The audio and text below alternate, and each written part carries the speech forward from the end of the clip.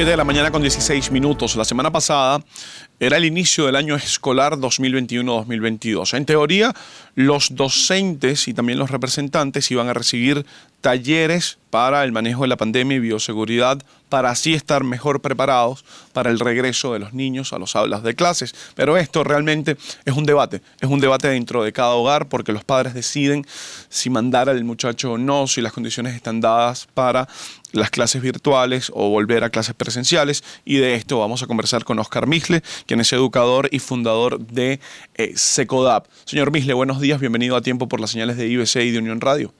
Muy buenos días, Luis Miguel, ¿cómo estás? Señor Misle, muy bien.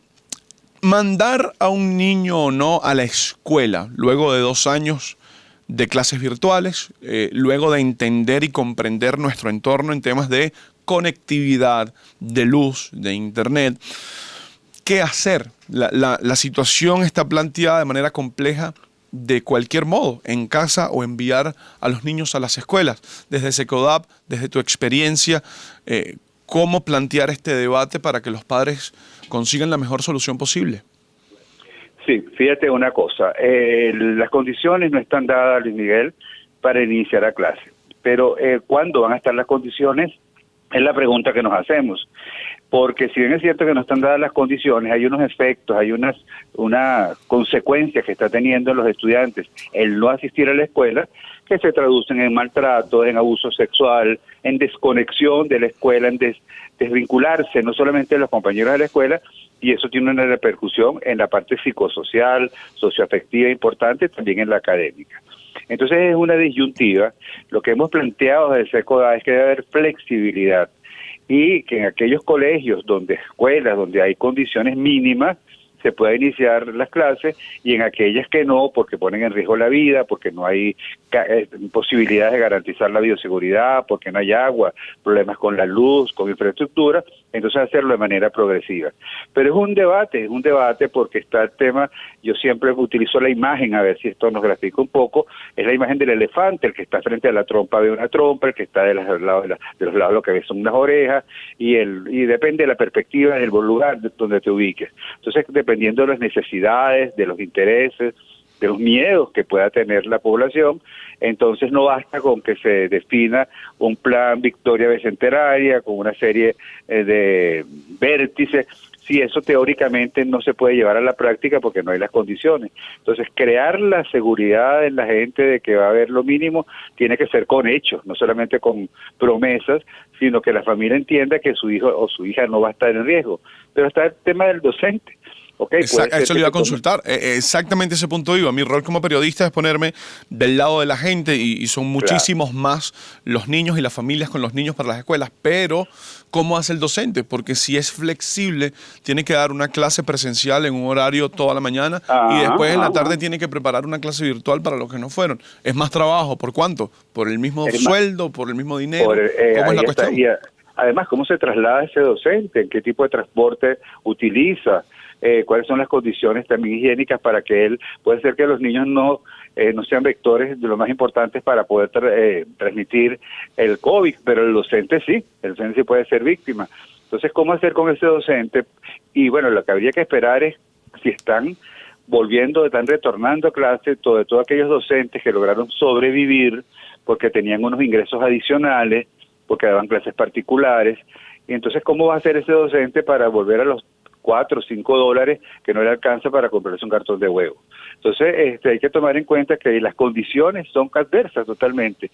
Lo que pasa es que si se sigue posponiendo, si se sigue esperando a que tengan las condiciones dadas, los efectos que está teniendo el coronavirus en los estudiantes, que no son necesariamente los físicos desde el punto de vista biológico, sino desde el punto de vista emocional, ya hacen ver que no es posible seguir posponiendo las clases, y aún en estas condiciones que no son ni siquiera las que se aproximan a lo ideal, hay que comenzar las clases y hay que exigir. Eso sí, hay una palabra clave que es flexibilidad.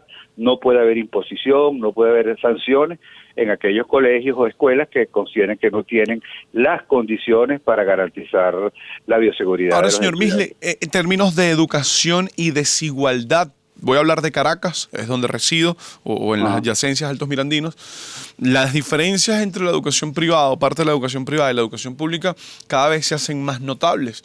Claro. Y en este escenario, entonces, probablemente con la flexibilidad de la que usted habla, veamos a colegios privados dando clases y a colegios públicos que no tienen las condiciones, dependiendo de dónde estén ubicados, cómo sea la accesibilidad a la zona, a los servicios, pueden crear incluso más diferencias en un país que tiene grandísimas diferencias. Ya están creadas, Luis, ya desde que comenzó el confinamiento, Luis Miguel, están creadas esa brecha de injusticia. Tenemos un 80% de escuelas privadas y tenemos un 20% de escuelas públicas. En esas escuelas públicas no todos los colegios tienen las mismas condiciones, entonces sí hay una brecha muy importante. La pregunta es, ¿dónde están los estudiantes de las escuelas públicas que no recibieron clases virtuales? ¿Realmente siguieron conectados? ¿Realmente van a retornar a las clases si se inicia en octubre? Entonces la brecha, la injusticia social, la exclusión de los sectores menos favorecidos es una realidad en el país.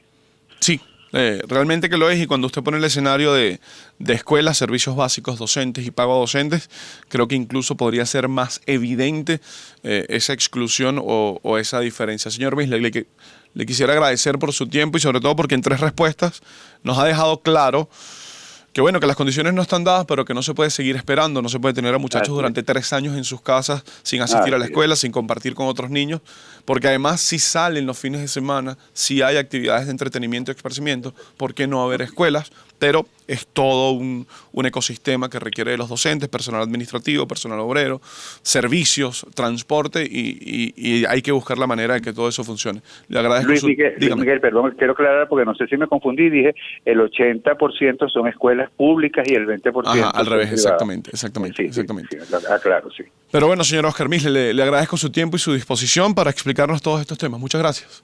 Gracias a ti. Feliz día. Era Oscar Misley, él es educador, orientador, psicoterapeuta, pero realmente también es fundador de Secodap y su experiencia y sus conocimientos son en el tema educativo y cómo está planteado un regreso a clases que en muchos términos es necesario, pero que también cuando se revisan muchas condiciones es imposible. ¿Qué hacer?